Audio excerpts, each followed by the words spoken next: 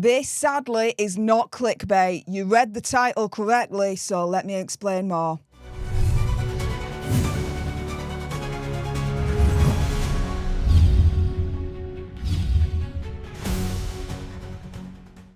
Hey up everyone and welcome to Political Nerds. I'm Steph the Alter Nerd, your nerdy political guide from Washington DC to Westminster and beyond. In today's video we're going to discuss this extraordinary story where an ISIS survivor was cancelled because her story would be offensive to Muslims and foster Islamophobia. Yeah, this is insane. Now, do your own research, come to your own conclusions. And as a disclaimer, I'm not inciting hatred to anyone or particular group, religion, etc. So let's jump into it with this. So here, a Canadian school cancelled an event with ISIS survivor Nadia Murad because her harrowing description of torture and RAPE would be offensive to Muslims and foster Islamophobia. What? Why would this be offensive to Muslims? Why would Muslims take offense to an ISIS survivor's eyewitness account as to what happened to them when ISIS captured them? Why would Muslims be offensive to that? If anything, shouldn't it be the other way around? That Muslims should feel an outpouring of love, support, and feeling sorry for this ISIS survivor? And a little bit of compassion? Shouldn't Muslims feel that instead of feeling offended by this ISIS survivor's account as to what happened to them when they were kidnapped and tortured? And RAPED? Shouldn't Muslims feel sick to their stomach hearing her account as to what happened to her? In the name of their religion, by the way. Why would Muslims be offended? Why would Muslims want to jump to label this ISIS survivor as Islamophobic? Could it be that they would want this ISIS survivor to be silenced? Because if so, they were very successful in doing that indeed. Because this ISIS survivor, Nadia Murad, it was all planned to go to this Canadian school to explain what happened to her. And she literally got cancelled. Because Muslims would find her offended and it would foster Islamophobia. What the hell is this freaking nonsense? Now, here's the cliff notes, the bullet points. So the Toronto District School Board, otherwise known as the TDSB, is not allowing its students to attend a book club meeting featuring author Nadia Murad. Murad's book details how she escaped the Islamic State, where she was ripped from her home and sold into, we'll call this XXX for YouTube Human Reviewer. So XXX slavery, aged just 14 years old. The superintendent, Helen Fisher, said Muslim students would be offended and the book promotes Islamophobia. Book club founder and TDSB parent Tanya Lee said the book has nothing to do with ordinary Muslims. TDSB should be aware of the difference. The board later issued an apology, but still won't let the students attend the event. So the board apologises, but they still wouldn't let the students attend this event. What the hell?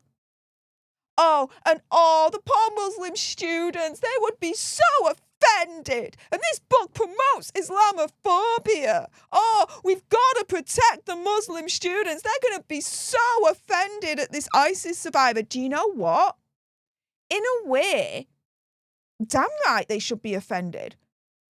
Because you've got these Muslim extremists in ISIS using their religion to torture, to RAPE, to kill, to essentially commit genocide. Because their attack on the Yazidi, a lot of people are saying that is tantamount to genocide. So do you know what? On a certain level, yeah, Muslim students should be offended. but offended that ISIS is using their religion to, again, murder, rape, torture, commit genocide. Not that they should be offended because, oh my goodness, I'm offended, you've hurt my feelings, oh, you're Islamophobic, you ISIS survivor. What kind of something are they smoking here, really, at the end of the day? This is an ISIS survivor who has written a book, going to a school to provide their eyewitness account as to what happened to them, the atrocities as to what happened to them. But that's now considered Islamophobic and offensive to Muslims?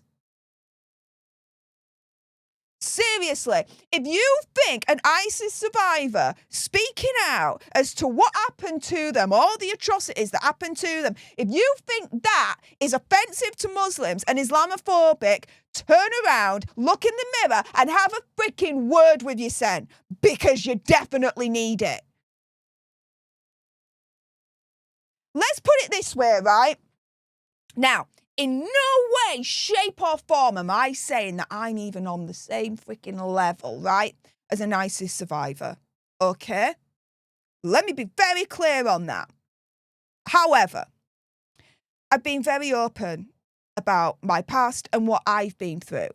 I am a survivor of child sexual violence. I was RAPE, and I was, for want of a better phrase, sexually molested repeatedly when I was a little girl.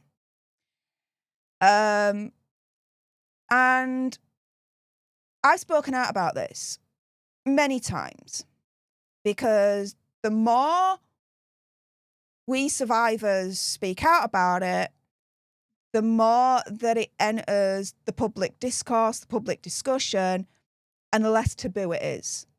Okay? So, for me, speaking out about this, am I offending my evil attacker there? Does my evil attacker have the right to feel offended by this? By me speaking out against him? No. Should he feel rapophobic because I'm speaking out about the truth of what he did to me? No.